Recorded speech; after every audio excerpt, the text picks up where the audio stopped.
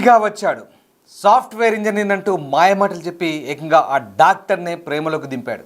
అతని మాటలు నమ్మిన ఆ సైకాలజిస్టు పెద్దలను ఒప్పించి అతన్ని పెళ్లి చేసుకుంది. చివరికి అతని వేధింపులు భరించలేక బలవన్మరణానికి పాల్పడింది. ఎస్, మీరు వింటుంది నిజమే. హైదరాబాద్ సనత్ నగర్లో ఈ దారుణం చోటు చేసుకుంది. భర్త వేధింపులకు ఓ సైకాలజిస్ట్ బలైంది. సైకాలజిస్ట్ రజిత భర్త వేధింపులు తాళలేక బలవన్మరణానికి పాల్పడింది. ఆసుపత్రిలో ఇంటర్న్షిప్ చేస్తున్నప్పుడు మానసిక రోగిగా చికిత్సకు వచ్చాడు రోహిత్ అనే ఒక వ్యక్తి. రోహిత్ను మామూలు మనిషిగా తీర్చిదిద్దింది రజిత. ఆ తర్వాత రజితకు ఈ రోహిత్ లవ్ ప్రపోజ్ చేశాడు. పెద్దలను ఒప్పించి పెళ్లి చేసుకుంది రజిత. అయితే ఆ తర్వాత అతను పూర్తిగా జులాయి తిరుగుతూ జల్సాలు చేస్తున్నట్టుగా రజిత గుర్తించింది. తొలుత సాఫ్ట్వేర్ ఇంజనీర్గా పరిచయం చేసుకున్నాడు, కానీ అతడు సాఫ్ట్వేర్ ఇంజనీర్ కాదని తేలిపోయింది. ఇక అంతేకాదు, జల్సాలతో పాటు ఆమెను మానసికంగా వేధించడం మొదలుపెట్టాడు. ఆ వేధింపులు తట్టుకోలేక జూలై 28న ఇంటిపై నుంచి దూకింది రజిత. నిన్న బ్రెయిన్ డెడ్గా ప్రకటించారు వైద్యులు. ఈ ఘటన సనత్ నగర్లో చోటు చేసుకుంది. ఇక డాక్టర్ రజిత ఓ ప్రైవేట్ ఆసుపత్రిలో పనిచేస్తున్నారు. కొంతకాలం క్రితం ఆమె దగ్గరికి రోహిత్ అనే యువకుడు రోగిగా వచ్చాడు. ఆ సమయంలోనే తాను సాఫ్ట్వేర్ ఇంజనీర్ని చెప్పి ప్రేమలోకి దించాడు. అతని మాటలు నమ్మిన ఆమె కుటుంబ సభ్యుల అంగీకారంతో అతన్ని వివాహం చేసుకుంది. ఇంతకీ ఆ రజిత తండ్రి కూడా ఒక సబ్ ఇన్స్పెక్టర్. పెళ్లి తర్వాత రోహిత్ అసలు స్వభావం బయటపడింది. అతను సాఫ్ట్వేర్ ఇంజనీర్ కాదని, నిరుద్యోగం తెలిసింది. అంతేకాకుండా అప్పటి వరకు అతను చూపించిన ప్రేమ కేవలం డబ్బు కోసమేనని ఆమెకు అర్థమైంది. ఎలాగైనా సరే తన భర్తను మార్చుకోవాలని ఎంతో ప్రయత్నించారు, కానీ అతని ప్రవర్తనలో ఎలాంటి మార్పు లేదు. ప్రతి చిన్న విషయానికి డబ్బుల కోసం ఆమెను వేధించడం, కొట్టడం, ఇలాంటి పనులు చేయడం మొదలుపెట్టాడు. ఇక ఆమె సంపాదించిన డబ్బునంతా తన సొంత అవసరాలకు వాడుకున్నాడు. భార్యను ఒక డబ్బు సంపాదించే యంత్రంలాగే చూశాడు. సో రోజు ఫుల్లుగా తాగొచ్చి ఆమెపై చేయి చేసుకునేవాడు. అయినప్పటికీ కూడా ఆమె నిశ్శబ్దంగా హింసనంతా భరించింది. తండ్రి పోలీసు అధికారైనా భర్త పరువు పోతుందన్న భయంతో ఆ విషయాన్ని ఎవరికి చెప్పలేదు. కానీ అతని వేధింపులు రోజు రోజుకు హద్దులు దాటాయి. దీంతో ఆ వేధింపులు తట్టుకోలేక రజిత తన ఇంట్లోని బాత్రూమ్ కిటికీలోంచి దూకి ఆత్మహత్య ప్రయత్నం చేసింది. ఈ సంఘటనతో తీవ్రంగా గాయపడ్డ ఆమె కుటుంబ సభ్యులు ఒక ప్రైవేట్ ఆసుపత్రి చేర్పించారు. అయితే చికిత్స అందిస్తుండగానే పరిస్థితి విషమించి బ్రెయిన్ డెడ్ అయింది. సో దీనికి సంబంధించి ఎస్ఆర్ నగర్ పోలీసులు అయితే ప్రస్తుతం కేసు నమోదు చేశారు. ఆ రోహిత్ అనే వ్యక్తిపై గృహహింస అలాగే ఆత్మహత్యకు ప్రేరేపించిన ఆరోపణల కింద ప్రస్తుతం దర్యాప్తు అయితే సాగుతుంది. మీరు చూస్తున్న దృశ్యాలు డాక్టర్ రజిత పాపం సైకాలజిస్టు. ఆమె దగ్గరికి వచ్చిన ఆ రోగిగా పరిచయం చేసుకున్న ఆ దుర్మార్గుడు ఆమె దగ్గర ట్రీట్మెంట్ తీసుకున్నాడు. తాను సాఫ్ట్వేర్ ఇంజనీర్ అని చెప్పి నమ్మించాడు. చివరికి తాను మంచిగా చేసిన ఆ వ్యక్తి మంచితనంగా భావించి, మంచోడని భావించి ఆమె నమ్మి వాటిని పెళ్లి చేసుకుంటే అసలు రూపం, అసలు రంగు బయట పెట్టాడు ఆ దుర్మార్గుడు. తర్వాత అసలు అటు సాఫ్ట్వేర్ ఇంజనీర్ కాదని తేలిపోయింది. జులాయిగా తిరిగి జల్సాలు చేసే వ్యక్తిగా ఆమె సంపాదించే డబ్బులతోనే, అదిగో చూడండి ఆ వ్యక్తే రోహిత్, అతని పేరు, ఆమె పేరు డాక్టర్ రజిత. వాటిని నమ్మింది, ట్రీట్మెంట్ చేసింది, బాగు చేసింది. సరే నేనే బాగు చేశాను కదా, ఈ వ్యక్తికి జీవితాన్ని ఇస్తానని చెప్పేసి వాడికి ఒక జీవితాన్ని, ఒక లైఫ్ పార్ట్నర్ రూపంలో ప్రసాదిస్తే తీరా వాడు డబ్బు కోసం ఆ అమ్మాయిని నానా హింసలు పెట్టి జులాయిగా తిరుగుతూ ఆమె సంపాదించే డబ్బుతో జల్సాలు చేస్తూ ఆమెని వేధింపులకు గురి చేశాడు, కొట్టాడు, తిట్టాడు. చివరికి ఆమె బలవన్మరణానికి పాల్పడేలా వాడి ప్రవర్తన రోజు రోజుకు శృతిమించడంతో ఇక భరించలేక అమ్మాయి బలవన్మరణానికి పాల్పడింది.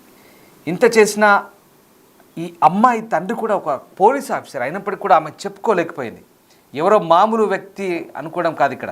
ఏకంగా ఆమె తండ్రి సబ్ ఇన్స్పెక్టర్ అయినప్పటికీ కూడా ఎక్కడ భర్త పరువు పోతుందని చెప్పుకోలేకపోయింది. చూడండి ఆ డాక్టర్ రజిత పాపం, ఆమె ఒక డాక్టర్, సైకాలజిస్ట్ అయ్యింది. ఒక వ్యక్తిని, ఒక రోగిని, చాలామందికి తన దగ్గరికి వచ్చే రోగుల్ని మార్చే, మానసిక వ్యాధులను తగ్గించే డాక్టరే చివరికి ఆ మానసిక ఒత్తిడి, ఆ వేధింపులు తట్టుకోలేక బలవన్మరణానికి పాల్పడిందంటే వాడు ఎంత టార్చర్ పెట్టుంటాడో ఒకసారి అర్థం చేసుకోండి. రోహిత్ అనే వ్యక్తి పేషెంట్ రూపంలో వచ్చి ఏకంగా ఆమెను ప్రేమలోకి దించి ఆమె లైఫ్లోకి దూరి, చూడండి వాడి ఆ నవ్వులు చూడండి ఎంత అమాయకంగా నవ్వుతున్నాడో ఆమె పక్కన ఆ ఫోటోలు. కానీ ఎంత దుర్మార్గం దాగిందో వాటిలో ఒకసారి మనకు ఈ ఘటన తర్వాత బయటకు వచ్చింది. ఎస్, మా కొలీగ్ విజయ్ జాయిన్ అవుతున్నారు.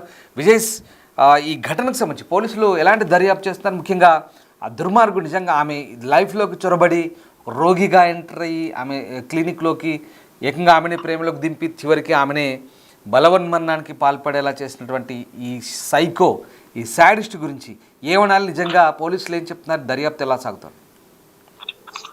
రామదాస్ అయితే ఒక మానసిక రోగి జీవితాన్ని చక్కదిద్దాలనుకుని తాను ఒక ఇనిషియేటివ్ తీసుకొని ప్రేమించి ఆ రోగిని ప్రేమించి పెళ్లి చేసుకున్నటువంటి ఒక సైకాలజిస్ట్ చివరికి అతడి వేధింపులతోనే బలవన్మరణానికి పాల్పడ్డారు. అయితే ఇటు సనత్ నగర్ చెందినటువంటి జెట్ కాలనీలో నివాసం ఉండేటువంటి ఒక సబ్ ఇన్స్పెక్టర్ ఆ నరసింహ గౌడ్ అనేటువంటి సబ్ ఇన్స్పెక్టర్ కుమార్తె రజిత. అయితే రజిత చాలా కాలంగా కూడా ఇంటర్న్షిప్ లో భాగంగా బంజారాహిల్స్ లోని ఒక మానసిక వైద్యశాలలో అయితే చికిత్స పొందుతున్నటువంటి కేపీహెచ్పికి చెందినటువంటి రోహిత్ అనేటువంటి వ్యక్తి పరిచయం అయ్యాడు రజితకు. అయితే పరిచయం అయినటువంటి కొద్ది రోజులకు వాళ్ళిద్దరి మధ్య ప్రేమ వ్యవహారం కూడా నడిచింది. తర్వాత నేను సాఫ్ట్వేర్ ఎంప్లాయీని, నేను లైఫ్ లో చాలా సెటిల్ అయ్యాను, అలాగే నాకు కొంత మానసిక ఒత్తిడి ఉంది అంటూ కూడా అటు రజితనైతే కలిశాడు రోహిత్ కలిసిన తర్వాత నుంచి కొంత రజిత కూడా తనని బాగు చేసి తననే పెళ్లి చేసుకుని తనకు ఒక జీవితాన్ని ఇద్దాము అంటూ కూడా అనుకుంది. అయితే రోహిత్ ని పెళ్లి చేసుకున్న తర్వాత నుండి ఇటు తల్లిదండ్రులు అలాగే రజిత కుటుంబం నుంచి కూడా తీవ్ర విమర్శలు కూడా వచ్చాయి. ఎందుకంటే అటు ఒక రోగిని నువ్వు పెళ్లి చేసుకోవడం ఏంటి అని చెప్పి తల్లిదండ్రులు చెప్పినప్పటికీ కూడా లేదు, తను మారిపోయాడు పూర్తిగా అంటూ కూడా ఇప్పటికే రజిత తనను పెళ్లి చేసుకొని తను ఎంతో ప్రేమగా చూసుకున్నానంటూ కూడా తల్లిదండ్రులకు చెప్పుకొచ్చిన పరిస్థితి. అయితే మొత్తానికి ఇటు మానసిక రోగిగా ఉన్నటువంటి రోహిత్ ని బాగు చేసుకోవాలని చెప్పి సంకల్పించినటువంటి రజిత తన తల్లిదండ్రులను కూడా చివరికి ఒప్పించి ఆ పెళ్లైతే చేసుకుంది రోహిత్ ని పెళ్లి చేసుకున్నటువంటి రజిత కొన్ని రోజులుగా, అంటే ఆ పెళ్లి చేసుకున్న తర్వాత నుంచి కూడా తను సాఫ్ట్వేర్ ఎంప్లాయ్ కాదు అన్నటువంటి నిజాన్ని అయితే రజిత తెలుసుకుంది. అప్పటికి కూడా ఏ పని చేయకుండా జులైగా తాగుతూ తిరుగుతూ అప్పటికి రజిత సంపాదిస్తున్నటువంటి సంపాదన మీదనే ఆధారపడి తనని ఇంకా డబ్బుల కోసం వేధించేవాడంటూ కూడా తెలుసుకున్నటువంటి రజిత ఏం చేయాలో తెలియనటువంటి పరిస్థితుల్లో కొన్ని సందర్భాల్లో నిద్ర మాత్రం మింగింది. అలాగే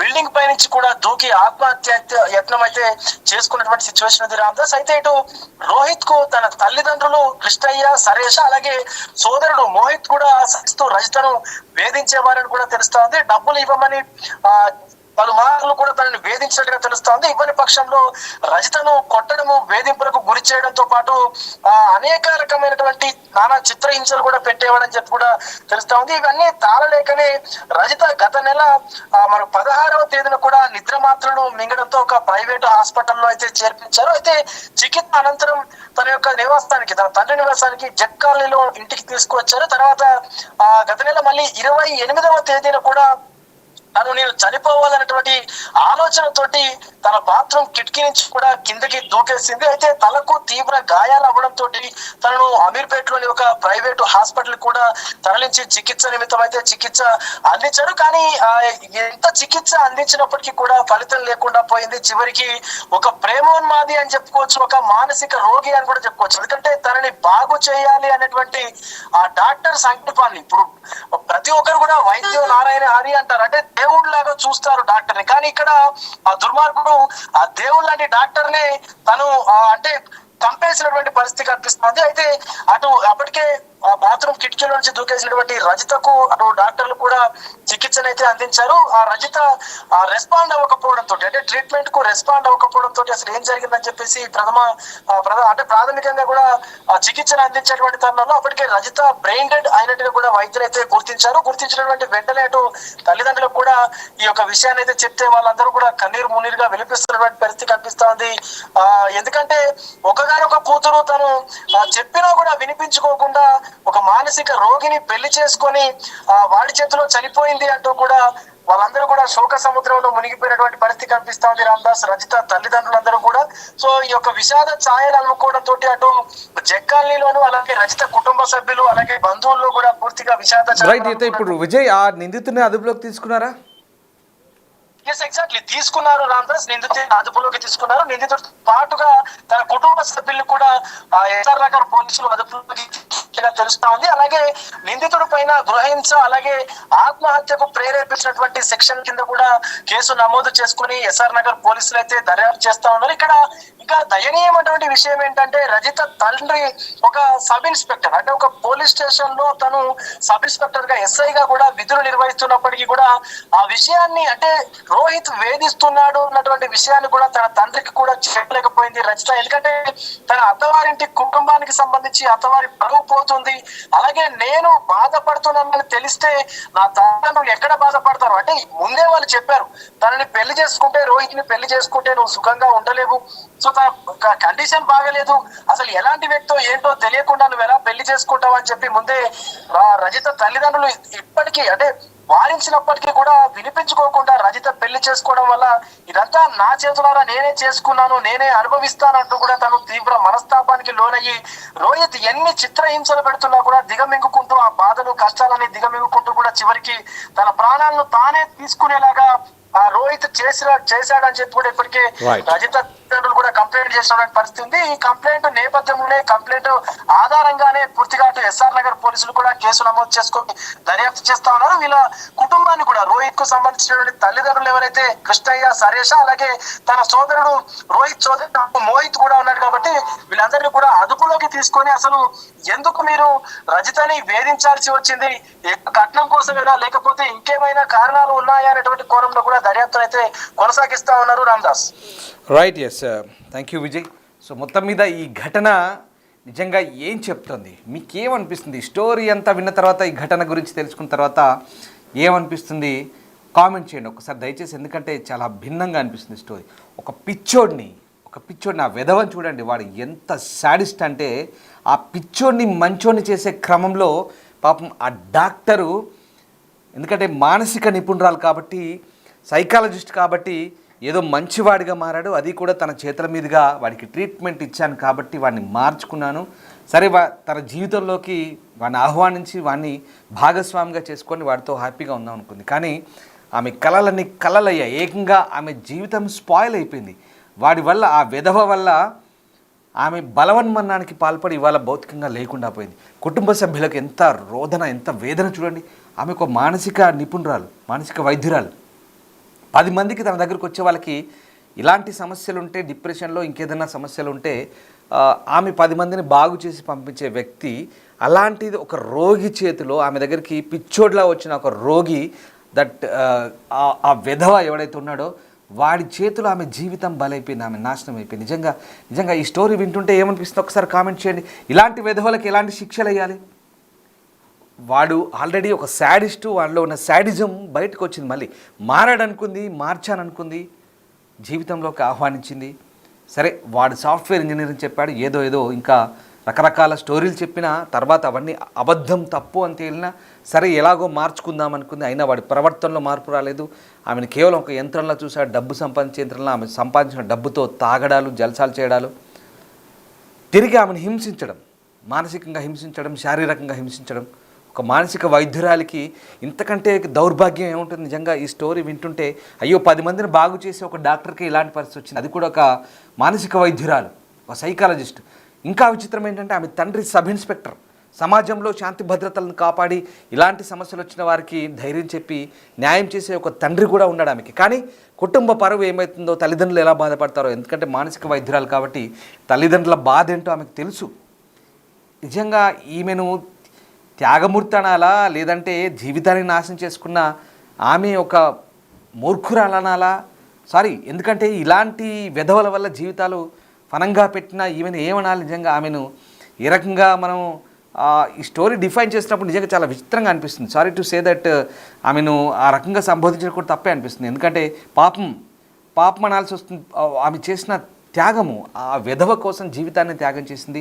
ఒక రకంగా ఆమె మూర్ఖంగానే ఆలోచించినట్టుగా అనిపిస్తుంది పాపం. ఎందుకంటే తల్లిదండ్రులు చెప్పినా వినలేదు. వాడొక మూర్ఖుడు, వాడొక విధవ, వాడిని పెళ్లి చేసుకుంటే లైఫ్ స్పాయిల్ అవుతుంది, తల్లిదండ్రులు చెప్పినా వినలేదు. చివరికి ఆ విధవ చేతిలో, ఆ మూర్ఖుడి చేతిలో బలైపోయింది, బలవన్మరణానికి పాల్పడింది. అయ్యో పాపం అనాల్సింది తప్ప అంతకు మించి ఏం చేయలేని పరిస్థితి. నిజంగా సమాజంలో ఒక ఉన్నత చదువు చదివి ఒక వైద్యురాలుగా, ఒక మానసిక వైద్యురాలుగా, ఒక నిపుణురాలు, వాస్తవానికి మానసిక వైద్యురాలేమో ఒక నిపుణురాలు. ఎందుకంటే ఒక బ్రెయిన్, ఒక సరైన పద్ధతిలో నేను ఒక మానసిక స్థితిని, ఒక మెదడును, ఒక బ్రెయిన్ను ఒక సరైన క్రమంలో ఒక ఆలోచనలు వచ్చే విధంగా ఒక రకమైనటువంటి నిపుణులని చెప్పాలి, వీళ్ళని ఎక్స్పర్ట్స్ అని చెప్పాలి. అంటే ఎందుకంటే ఫిజికల్గా ఏదో డ్యామేజ్ అయితే చెయ్యికో కాలుకో దెబ్బ తాకితే ఆ డాక్టర్లు వేరేలా ఉంటారు, ట్రీట్మెంట్ చేస్తారు, మందులు ఇస్తారు, వైద్యం చేస్తారు. కానీ ఈ డాక్టర్లు వేరు, వీళ్ళంతా సైకాలజిస్టులు, వీళ్ళంతా మానసిక నిపుణులు, వైద్యురాలు. కానీ ఇలాంటి వాళ్ళకే ఇక్కడ డ్యామేజ్ చేసే వ్యక్తులు అంటే నిజంగా ఈ వార్త చెప్తుంటే మీకు నిజంగా సో పిటి, అంతకుమించి మనం ఏం చేయలేం. పాపం తల్లిదండ్రులు వద్దన్నా కూడా, అలాగే తండ్రి కూడా ఒక పోలీస్ అధికారి అయ్యింది కూడా ఏమి చేయలేడు ఇప్పుడు. కానీ ఆ వ్యక్తి మీద ఇప్పటికైతే కొన్ని సెక్షన్ల కింద కేసులు పెట్టారు. డొమెస్టిక్ వైలెన్స్ అని, లేదంటే ఈ వరకట్న వేధింపులో రకరకాల సెక్షన్లు కేసులు పెట్టుంటారు. కానీ ఆ అమ్మాయి జీవితం అయితే బలైపోయింది. పాపం డాక్టర్ రజిత ఆ వ్యక్తి చేతిలో బలైపోయింది. నిజంగా ఇలాంటి వాడికి ఎలాంటి శిక్షలు ఇస్తే బాగుంటుంది? మనం ఎంత చెప్పినా, ఇంకా ఈ స్టోరీని నేను ఎంత ఎక్స్పాండ్ చేసి మీకు ఎక్స్ప్లెయిన్ చేసినా కూడా ఈ బాధ ఆ కుటుంబ సభ్యులకి తెలుస్తుంది. ఆ బాధ ఏంటో, నిజంగా ఆ కుటుంబ సభ్యుల వేదన ఎంత దారుణంగా ఉందో మనం అర్థం చేసుకోవచ్చు. ఒకసారి మీరేమనుకుంటున్నారు, వీడికి ఎలాంటి శిక్ష ఇస్తే బాగుంటుందో ఒకసారి కామెంట్ చేయండి.